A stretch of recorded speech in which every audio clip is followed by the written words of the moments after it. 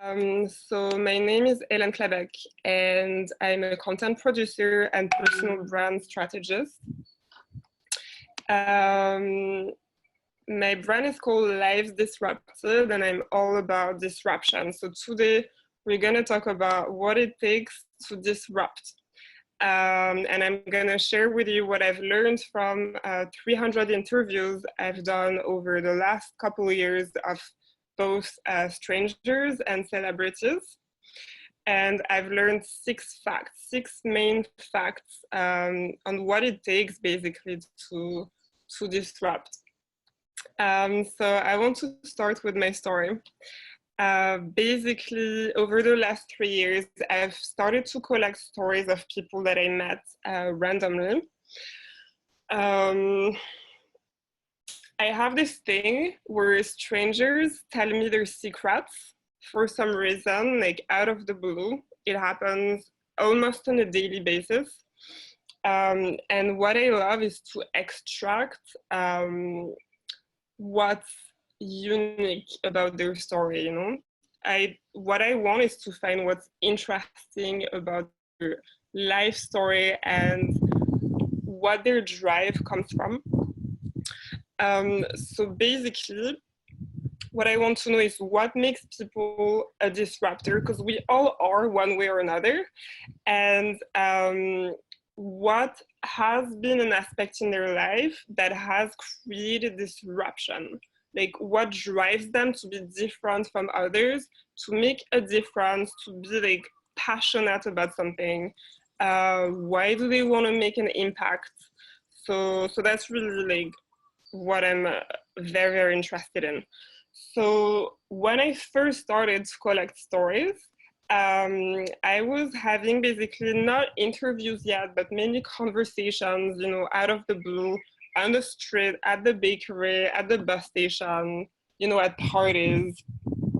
And then when I started to travel and network a lot and sneak into different places, I would basically start reaching more high-level entrepreneurs and artists and activists, and they would share their stories with me.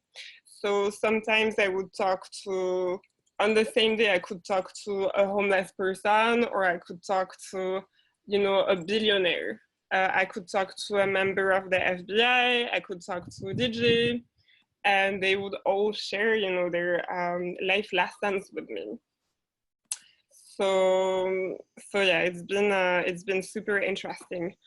And what I've done now is that I have collected all those stories, and now I represent those disruptors in the media with PR and journalism, and with brand strategy to basically spread inspiring content, because I think that's what we need nowadays. Like, what I want is to change what's being spread in the media, to get people to also, you know, either want to disrupt their own lives or something in the world that they think is not working, and they have an innovative idea that they want to bring to the world.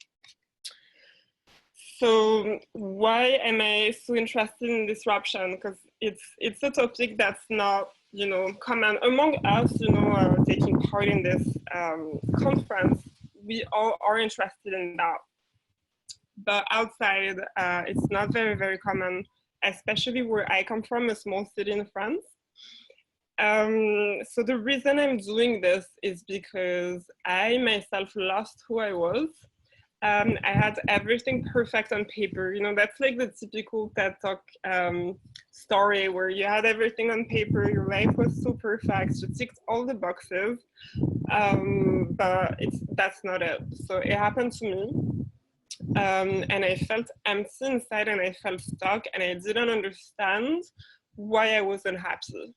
I didn't understand why I felt like something was missing despite having, you know, a successful life on the outside. So gradually I transitioned away from that. After doing a sound healing in Mexico, that's what basically awakened me, but that's a story for another day. So as I was transitioning away from this life that wasn't really aligned with who I was, because that's what the problem was, I noticed, you know, by interacting with other people that they were kind of like two types of people. The ones that also, like I was at the time, weren't really passionate about what they were doing.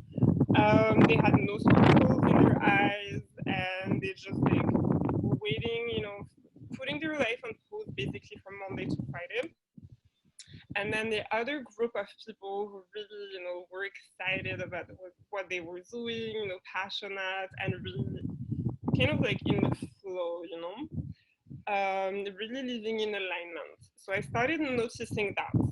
And because I was part of the first group and transitioning away from that, I was seeking advice and lessons from those who really had dropped the mask. You know, they were really like being true to themselves in a way and doing whatever they wanted to do, you know, being unapologetically themselves, I would say. So that's how I found a lot of answers, and that's how I slowly started to turn my life around. And I still am, right? Because life is a big lesson, but I still managed to gather a bunch of tips and facts to share with you. So basically, what happened was that I changed country. I broke up with my ex after 7 years. I changed career. And I started to really do all the things that I had in my bucket list that I had never done before. So I did like a big shift in my life and in my lifestyle. Currently, I'm in Bali. And when I look around and when I think about my life, it really is the life that I had envisioned at the time, you know, back then, when I was like living a life. And now what I really want to do is to make much more of an impact with everything that I have learned and everything that I want to create. So it's just the beginning. All right, so disruption. When you are in Silicon Valley, I lived in Silicon Valley for a little bit less than a year. We would hear about disruption all the time. You know, that's what all the companies want to do. They want to disrupt the world. They want to change the world one way or another. They want to change their industry. And the thing is that when you look at the definition of disruption, it says in the dictionary, disturbance or problems which interrupt an event, activity, or process. So there's two sides to it. One is the idea of interruption, changing the course of events, a breaking point, a tipping point, a defining moment, a shift. But as you see in the definition, there is also a negative association to it, to the idea of disruption. Because when you change the course of the events, you kind of like have to break something to recreate it. So when you look at what's going on right now in the world with the corona, for example, we question whether life is ever going to be the same, right? And how it appears is that this could be the start of, you know, a new economic system, a new healthcare system, way more digitalization, how the sustainability of small businesses is going to be. Now we're also questioning the trust in information and media. So, you know, there's a lot of relevant questions associated with, you know, this spread of an illness that's happening in the world that is disrupting our lives, whether we want it or not. So to me, that's like the perfect example of disruption right now, what we are experiencing, everybody in the world at the moment, because it's really a time to, you know, to have a shift in society, but also within ourselves. So the angle that I take when it comes to disruption, like my specialty, so to speak, is people stories. So what I'm looking at in particular is, the disruption within people's lives, so awakenings, fuck it moments, um, anything that has changed within their lives and the consequences of it. So this can be triggered, for example, by, a breakup, an accident, an illness, a trip. It can be triggered by, all sorts of things, but usually it's really big life events. It can even also be something positive, like, getting married or anything like that. Or even small things like, for example, watching a specific movie or, listening to a specific song at the radio. And this could actually trigger an awakening in you if you are really attuned to seeing the signs around you. So I'm interested in those shifts in life that, create a trigger in you, and then you change the direction, the course of your life accordingly. So we all experience disruption. And the real question is, what do we learn from it, and how can we bounce back after it? Back or bounce to, doing something completely different in our lives. So how I define a disruptor is someone who has decided to act in bold and creative ways to follow their passion and let their true selves come out. So someone who has removed their mask. And in my opinion, from my observation, disruptors are the next generation of leaders and influencers. And actually they have always been, because it is people who go against the grain, no matter what, people who believe in their ideas to come forth, no matter what society is currently doing at the moment. So yes, I want to tell you about the essence of what I've learned about disruption so far on my journey, from 300 interviews of people more or less famous, more or less successful, depending on your definition of success, about what has helped them to go through a disruption, and also want to make an impact around them. So basically change your lives to then change something that's around them. All right.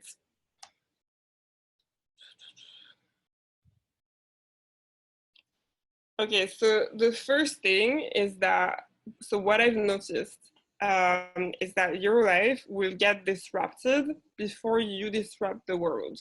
So something is gonna happen to you, like I was saying before. Life is gonna shake you for you to actually stop and think and start asking yourself some questions, like, why am I doing this? Why am I here? Why have I made those choices in my life? And is this really who I am at core? So yeah, like I said, events like, for example, a breakup or an accident, or, like right now, being forced to stay at home, it's not something that's part of your usual routine. Well, that's gonna create a shift in your head, and you're gonna start thinking, okay, what can I be doing differently now? Like, what choices have I made in my life? So this is usually the first step. Something external forces you, to ask yourself those questions about your life choices, which then on makes you, focus your energy on things that you are more interested in, because all of a sudden you're not following the status quo anymore. You're not going from point A to point B without just thinking. You're kind of like switching from doing everything kind of like in a robotic way almost, we've all done that, to actually reconnect to your intuition. So yeah, that was the first thing, that your life is gonna get disrupted before you disrupt the world. That's like really, really, really common. And when you look at people that are like creating the craziest, most amazing things, and you start, you know, scratching the surface and questioning them, you realize that they have experienced something very often very traumatic that has, you know, been the starting point of everything, because it has become their drive, you know. Okay, the second thing I've learned from disruptors is that they had to overcome their limiting beliefs.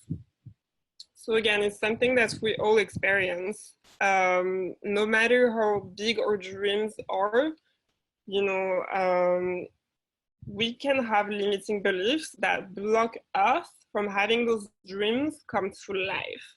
And when we are put under the impression that we aren't good enough, you know, I worked in marketing for years, and that's usually like something, you always feel like something's missing around you, you need to buy to feel better, to feel like now you're full. And in this capitalistic world, it's difficult to feel like we're good enough, you know, because you always feel like you need to have the next, you know, coolest thing. So in my opinion, this, and that's part of like many factors, but this can create limiting beliefs in our reality. And so certain things to overcome that are, you know, like that those disruptors I've interviewed practice is gratitude, positive thinking, you know, working together with, you know, a coach, a therapist, and so on, to remove the potential, you know, limiting beliefs that you have, like self-sabotage, patterns that you may have, to basically remove anything that's gonna block you from achieving your biggest dreams and your biggest desires. I hope this makes sense, guys. But basically what I'm trying to say is that we have loops, we have patterns that we follow, you know, unconsciously, that can block us from actually going after what we want. So doing a lot of internal work is usually like something that helps a lot of disruptors to, you know, reach for the stars, basically. So that was the second thing, overcoming limiting beliefs. The third thing, the third fact that I've learned is that life will shake you until you listen. So when I talk about disruption, it can be, you know, small things like the lyrics of a song that you've heard and you're like, I have an idea, or I need to like change my life, or I need to create this new thing in the world. It can be a tattoo that you've seen with a specific sentence. This happened to me. It can be an accident, or this is whatever. Life has ways to like send us messages, and it can be soft and it can be rough. And being able to, you know, see the signs without, you know, becoming paranoid, but sometimes you can see the signs around you, and that can guide you into basically living in alignment. And when you live in alignment, then that's when things start to happen, and you basically become a higher version of yourself. So in order to, you know, like see those signs, which are actually is just your intuition, sorry, just looking at my notes.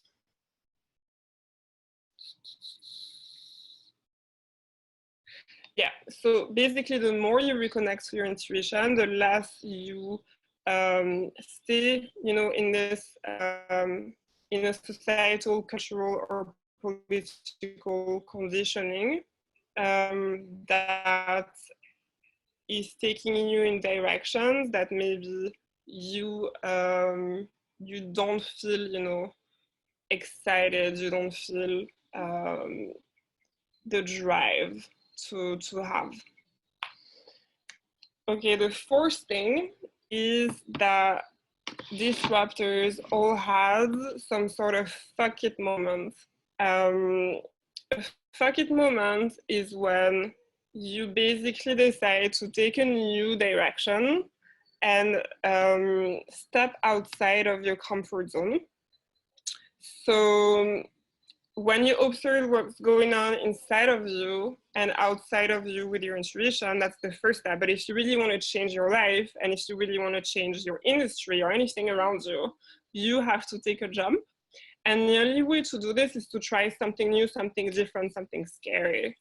And we all know that in order to make a change, we have to make a change in our lives and do something we've never done before. And generally, when, you know, disruptors reach a point of no return where they have nothing to lose anymore, that's when they find their drive that pushes them outside of their comfort zone in order to make their dreams a reality. So yeah, I call this the fuck it moment, because a lot of the times it's like this moment where the comfort becomes uncomfortable, and the uncomfortable all of a sudden is not that scary anymore, so you just go for it. Okay, another thing that I've learned is that a lot of those people hide it until they make it. So usually you say fake it until you make it. In this case, what I've noticed is that they hide basically their struggles until they make it. So when you think about it, it's easy for a billionaire to say that they failed at their first company, they moved back at their parents at 32 years old and recreated their lives. And when you listen to that, you're like, wow, you had to overcome all this and now you're there? Yes, but at the time they weren't talking about it, you know? But that's the first thing they mention when they have a conference or when they write a book, because it's something that we look up to because they have overcome that.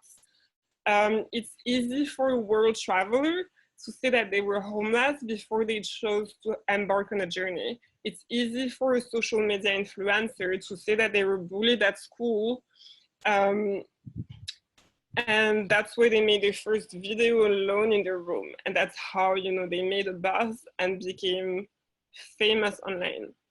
But at the time, they weren't talking about it.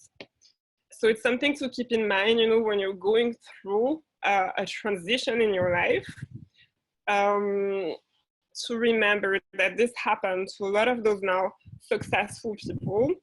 It's just that, you know, it's what's under the tip of the iceberg, that's under the water. You don't know about it. You know, I've interviewed a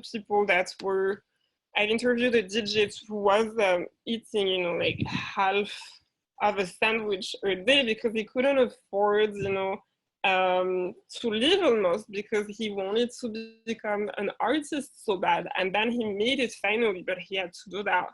I know healers who were walking around with holes in their shoes because they couldn't afford a new pair of shoes, because, you know, they hadn't been paid for their first healing treatments yet, but they really like believed in themselves. And in the end, everything worked out, but they had to, you know, sacrifice certain things in order to make it. So yeah, what I've learned from this is that you have to do what you gotta do, and survival mode can be part of the game at first. And you are also gonna have people that are gonna tell you to stop, tell you that you're crazy, tell you that you should, you know, like keep your day job and stay low key and do like everybody else. This happens all the time. I think 90% of my interviewees have told me that everybody tried them.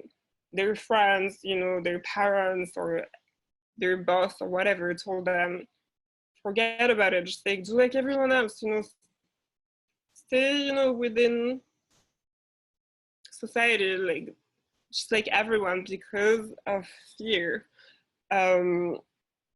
So, but keep going, because once this chapter of your life will be closed and accepted and learned, I bet that you're gonna have people tear up when you finally, you know, are able to share everything you had to go through